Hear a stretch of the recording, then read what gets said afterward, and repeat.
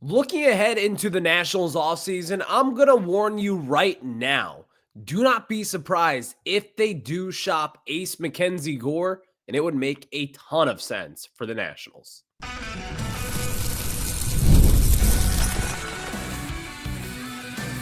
You are Locked On Nationals, your daily Washington Nationals podcast, part of the Locked On Podcast Network, your team every day.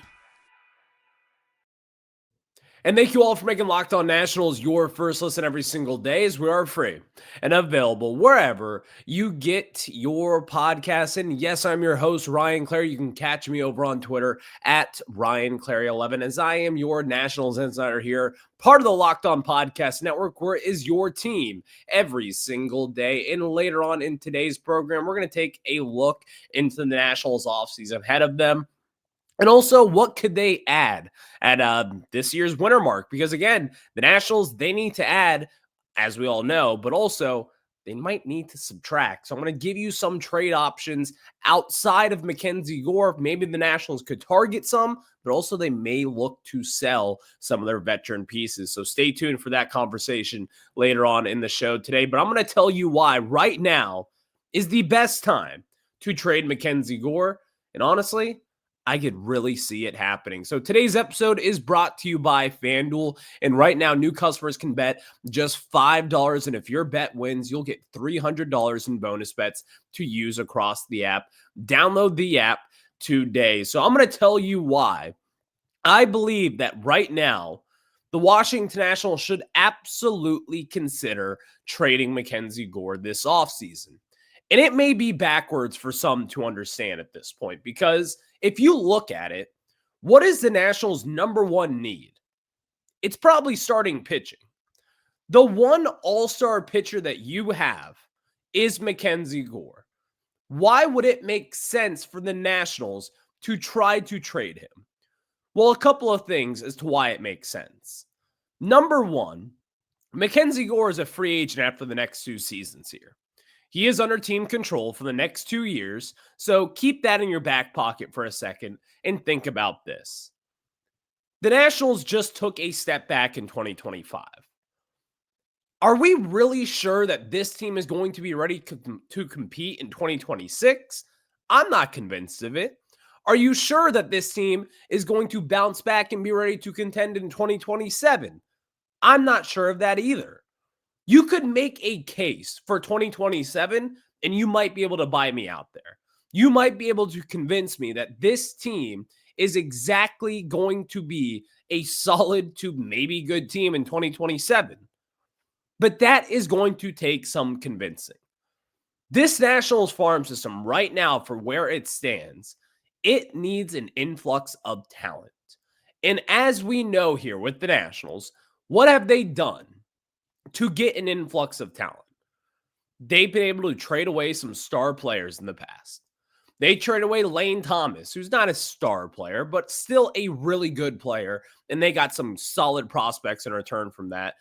One of them being Alex Clemmy, who is a tremendous arm this year down in high A Wilmington. And then you look at like Jose Tena, a solid major league ready player who looked really good defensively this year. And you start to see some development pieces there. And then we obviously go back to 2022 when the Nationals traded away superstar, future Hall of Famer, Juan Soto with 2.5 years left on his rookie contract here. You got back James Wood, MacKenzie Gore, CJ Abrams, Robert Hassell, Harleen Susana. All of those guys play big parts into what the Nationals are now. James Wood, Gore, Abrams, those are your 3 stars. And then you have Harleen Susana, who is probably your best pitching prospect, or in fact, he is your best pitching prospect outside of Travis Sikora. And then you have Robert Hassell III, a former first-round pick, someone who still has a bright future in today's game, but unfortunately is in a loaded outfield room. You got your core from that trade. You got such a good return from that Soto deal that honestly, I'm still riding the high from it. You are not going to get a return like that for Gore because number one, he's not as valuable as Juan Soto. I think we all understand that. And number two, He only has 2 years left compared to 2.5 years left. The difference is between that half year is one postseason appearance lost there. If you were to trade him at this last year's deadline in this summer, you would have gotten a really good return. And now some of that is going to be taken away. But I still believe that if you do trade MacKenzie Gore, you will be getting a very, very good return. This is not going to be a franchise-altering move. Let's be very clear here. Let's also read the tea leaves for where the Nationals are. Do you have faith in them re-signing a Scott Boras client? I don't. Do you have faith in them really getting the best out of MacKenzie Gore? You can make that case with Paul Toboni at this point, but let's be real here. MacKenzie Gore is likely going to walk in free agency anyways. Is he going to help this team make a World Series run? I don't think so. If the Nationals were to make the playoffs in the next 2 seasons, they would kind of walk their way into it, just like the Cincinnati Reds just did. They prematurely made the playoffs. They gave their fan base some hope. They gave you a glimpse of what the future could be. But let's be real. MacKenzie Gore and the Nationals are not going to be winning a World Series in the next 2 seasons. They may not even make the postseason because, let's be honest, that's probably the most likely outcome. If I'm the Nationals right now, and if I'm Paul Toboni, I would be absolutely all in on trading MacKenzie Gore because what you could get back in return could help this team for the next 6-7 years. And of course, restart this rebuild. It's going to suck for Nationals fans if they do decide to trade Gore. But we have seen trading top talent with 2 years left of control left, that helps your team in the moment. This will help this team bring value elsewhere, whether it be relief pitching, whether it be another starter or two, and whether it be a lottery ticket prospect that could be a star down the line. You really open up Pandora's box here, which some people might say, oh, that could be pretty good. And others might say, but you also might get a bunch of busts, just like the Marlins did with Stanton. And that is a very real possibility. But I am willing to roll the dice because, again, MacKenzie Gore is not going to re-sign here. Let's just be honest. That is really the premise of this conversation. And that is honestly why I'm not talking about trading other pieces. I'm not talking about trading a Dylan Cruz right now. I'm not talking about trading a James Wood, although they're Boras clients here. But I'm not willing to have that conversation yet. The reason why I am with Gore is because he's just coming off an all-star campaign. A lot of teams out there may look at him as a untapped potential here, and they might sign him and they may extend him and they may think that he's going to be an ace for a team down the road. But I'm not confident in us retaining him. You can get talent for him now that not just doesn't help the team down the line, but this could also help this team win now. You would miss an ace, but you will be able to spread that value around this team because this team has a lot of holes from the top of the organization with the major league team all the way down to low A Fredericksburg. If you get that value now, that will help you in the long run and also maybe in the short run. It's a high price to pay. And again, I know Nationals fans don't want to sit here today and hear, let's trade one of your best players. It's a sucky conversation to have. But that is the reality of where we are. That is the reality of when you have, quite frankly, Boras clients that have walked in years past. That's what this does. You have to trade him now and get the value for him while you can. And if you want to hold on to him, Paul Toboni is sitting there saying, this guy is going to be someone that we build around for the next 2 years. He's going to help turn this culture around. He's going to help be the front runner ace that we all thought he could be. Then okay, convince me of that. But right now, I've been hurt by Juan Soto. I've been hurt by Anthony Rendon. I've been hurt by all these players leaving the Nationals before. trading MacKenzie Gore kind of numbs down the pain for me. And honestly, I see the future. I see why it does build value for this team. I see why the Nationals would do that. Because again, the goal for this team right now is to get an influx of talent into this building and into the farm system. In a trade like this, trading an ace kind of pitcher, as we saw at the deadline, all the smoke surrounding it, I do believe there is a fire somewhere surrounding a MacKenzie Gore trade. Now, with Toboni, we'll see what he ultimately decides to do because it's going to be up to him. He's going to have the final say in this, and we'll see what the Nationals decide to do. Maybe in his first offseason, he doesn't want to make noise like that. Maybe he just wants to have a quiet offseason. You build around your team, and let's see what happens in 2026. And maybe MacKenzie Gore is a stud of a pitcher, and the Nationals turn things around. Who knows? But I'm not willing to take that risk. I'm willing to trade him now. And quite frankly, I think it would be a very smart decision by this team and by this front office. You need talent. And I'm not convinced they're going to go out there and spend a ton in free agency. They're not going to go get Pete Alonso or Alex Bregman. It doesn't make sense for those guys to come here. And honestly, I just do not see it happen for all of the obvious reasons there. So by trading one of your top guys who has 2 years left to control, I think it does make sense. And it's unfortunate, but I do think that this is exactly what this team needs because you need talent. So looking at other possible trades, the Nationals, they're going to be pretty active, I think. And there's a couple of other guys, Luis Garcia Jr., CJ Abrams. Where do they stand in this conversation? I'll tell you after this. And yes, this episode is brought to you by PrizePicks. Every day we make decisions, but on PrizePicks, being right can actually get you paid.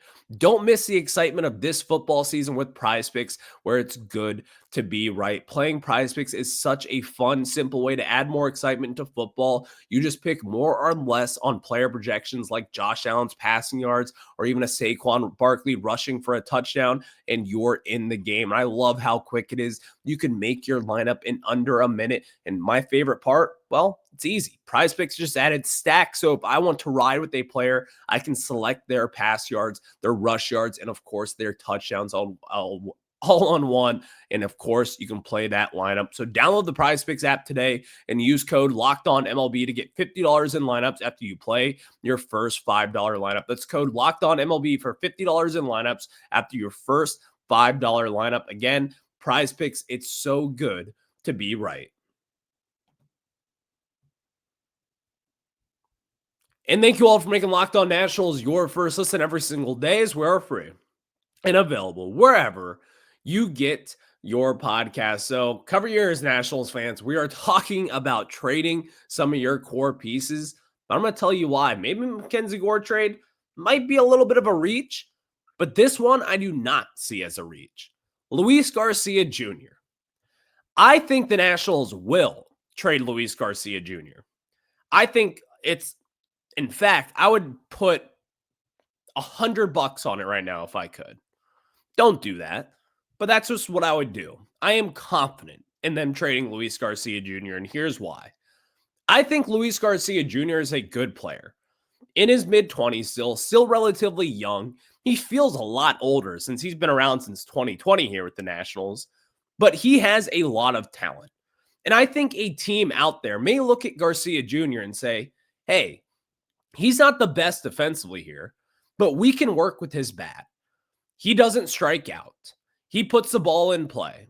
Those are some common qualities where a lot of these analytical organizations look at a profile like that and say, we can kind of turn this guy around and make him into a 770 hitter kind of OPS there. I could see the Nationals really trying to shop Luis Garcia Jr., and here's the main reason why. I see the Nationals right now moving CJ Abrams over to second base. I think the Nationals have come to the realization with this. He is not a franchise shortstop. You don't take Eli Willits number 1 overall because you think that he's going to be the shortstop of the future. Obviously, they believe in it. They took him there because he's great defensively and he has a great offensive profile, and he's only 17 years old and he's going to grow into his body. But right now, with where Abrams is in his development, he has not taken the steps that are needed at that shortstop position. I think the Nationals cut bait with the franchise shortstop tag with him and say, listen, you right now are not a shortstop. You are not good enough. You are not making the routine plays to be an everyday shortstop. We are going to move you over to second base. He will be an elite offensive second baseman in today's game. I truly believe in that. And also, if you do decide to try to extend someone this offseason, your most likely candidate is CJ Abrams. We could talk about James Wood, but again, that's a Boris client. We could talk about Dylan Cruz, but that's a Boris client. We're not going to extend those pieces right now. Brady House is not a Boris client, but still, I'm not ready to extend him at this point. I didn't see enough from his rookie season. But I could see Abrams getting an extension, and I would be all for it. I love his offensive profile. I love what Abrams brings to the plate. You need to tap into more consistency with him, but as we have seen, when Abrams is at his best, he is a legit offensive weapon. Someone who can steal 40-plus bases. He has the ability to hit 25, maybe even 30 home runs in a season. He has got so much talent offensively that you cannot have him over at shortstop just because of that simple thing there. You can move him to second base and have him thrive there defensively. Have him become one of the better second basemen in all of baseball. I think he would be, again, a lot better defensively. But number two, he's going to be a premier offensive bat immediately over at second base, even with his struggles. So with that in mind, just to kind of put a bow in this conversation and tell you where I'm steering at this point, I would trade Luis Garcia Jr. I think it's a smart decision. I think the Nationals would be getting ahead of the curve here a little bit. And with where things are, you might not get the most in return, but you get something solid, maybe another arm to throw in the rotation, someone to develop. Who knows what the Nationals could get? But moving Abrams over to second base opens up that shortstop position. And this shortstop free agency class right now is pretty loaded. I could see the Nationals potentially going out there trying to go get another trade of someone who could be a shortstop. Jorge Mateo with the Baltimore Orioles. He's got a club option for a couple million this season. Maybe they pick it up and they trade him away. Who knows what the Nationals decide to do? But we have thrown out a lot of possibilities for what the Nationals could be coming this offseason, from what really should be happening this offseason if I'm a Nationals front office executive. You've got to make changes. And again, defense is such a big key for where the Nationals are. You saw it with the Reds all season long. Run prevention was their kind of idea of what they wanted to do. You saw it with the Yankees and with the Red Sox. They played really good defense. And of course, as we saw last night, Nathaniel Lowe made, in my opinion, a play that he should have made that costed the Yankees, or that costed the Red Sox 2 runs. They lost 4-0 in that game. Defense matters in October. And if you don't have someone in the captain of your infield, that shortstop position that can make the routine plays that you know will be making those plays 100% of the time, that's not good business. That is how you lose in October. The Nationals have to prioritize defense. Luis Garcia Jr., not good defensively over at second base. We understand that. And unfortunately, Abrams is not a defensive shortstop at this point. You've got to patch up that middle infield that is so important to this team. So moving Abrams there over to second base, that leaves an opening for the Nationals. And yes, there are a lot of big names over at shortstop for this offseason coming up. But fortunately enough for you, I've already done the hard work. I'm going to tell you who the Nationals should be going after this offseason to fill that shortstop position. It's not the sexiest name, but it does get me a little excited. I'll tell you after this. And yes, the NFL season is here, and FanDuel has an offer that you don't want to miss because right now, new customers can bet just $5 and get 300 in bonus bets if you win. That's right. Pick a bet, put down $5, and if it hits, you'll unlock $300 in bonus bets to use across the app. And I love how FanDuel gives me so many ways to play. I built parlays, tried player props, and even followed the live lines during games. And it makes watching football even more exciting when you've got a little something riding on the action. This weekend, I've got a Bill anytime touchdown scorer prop. Yes, that is Shakori Krosky-Merritt, the breakout running back for the Washington Commanders. I've got an anytime touchdown prop for him. I've also got the over on the game defense. May not be coming this week for the Washington Commanders, but winning could. So what are you waiting for? Visit FanDuel.com to download the FanDuel app today and get started. Again, visit FanDuel.com to download the FanDuel app and get started with our friends at FanDuel.com. And thank you all for making Locked On Nationals your first listen every single day, as we are free and available wherever you get your podcasts. And yes, we have told you that there's going to be an opening. By the way, I believe this offseason will go over at shortstop. The Nationals, they're going to have to sign someone. And no, unfortunately, it's not Bo Bichette. No, they are not going to sign Alex Bregman and make him a shortstop. It's not going to be that sexy, but I think it does fill a hole for what the Nationals need. Right now, I believe that the Nationals will go out and sign a shortstop of the name of Miguel Rojas. Someone who was with the Marlins forever, who has spent his time with the Dodgers the past few seasons, and he provides steady, consistent play over at shortstop. He is someone that brings you a good glove to help pair you with a middle infield of Abrams over at second and Rojas over at short. And then, of course, you've also had Brady House in that picture as well over at third base. I like what he has provided defensively over at third. I think that he could be a legit Gold Glove caliber third baseman. I truly do believe in that. So I think that's already locked in there. If you move Abrams over to second, I think his upside and what he could bring is a high upside defensive second baseman. I think that could be locked in.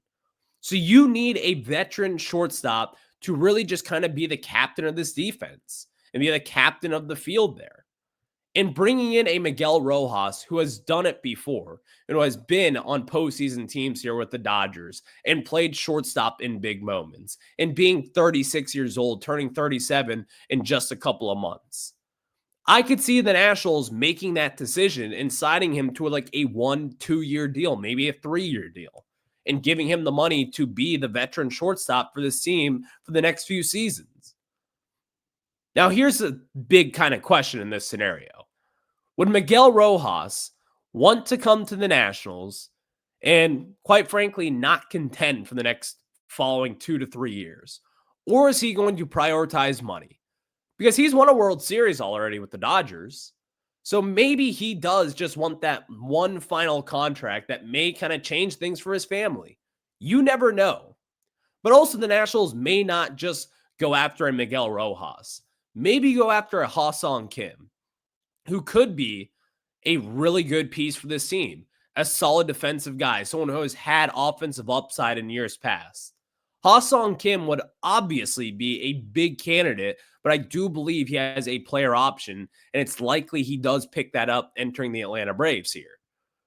But I would love for the Nationals to go out there and be aggressive and make these serious moves that I believe will kind of help build the foundation for what is to hopefully be a postseason team back in the nation's capital. And again, moving Abrams over to second gives you that opportunity to also extend him. And if you do extend Abrams, that would be the biggest win for the Nationals fan base in years. And Toboni would be celebrated throughout the streets of DC if he was actually able to lock in one of your core players for the Nationals. That brings that price tag down just a little bit also, moving him over to second base. So with that in mind, this is going to be a very busy offseason. We have talked about it all show. I told you why I would trade MacKenzie Gore. I told you why I would trade Luis Garcia Jr. I told you why that I would move CJ Abrams over to second base full time. There's a lot of things to consider this offseason. But one thing is for sure is that this is going to be an offseason that change happens. And that is what this team needs. So we'll see if the Nationals do go into this offseason and just completely change everything. Maybe they make a ton of trades. Maybe you trade some of your outfielders. Maybe you trade a pitcher. We do not know. But I can tell you this much. What we do know is this. There is going to be change, and there has to be change. So thank you all for making Locked On Nationals your first listen every single day, as we are free and available wherever you get your podcast. So let me know what you think down in the YouTube comment section. Again, look us up, Locked On Nationals, over on YouTube, and hit that subscriber button. I'll catch you guys on the flip side. Enjoy postseason baseball this weekend. Have a good one.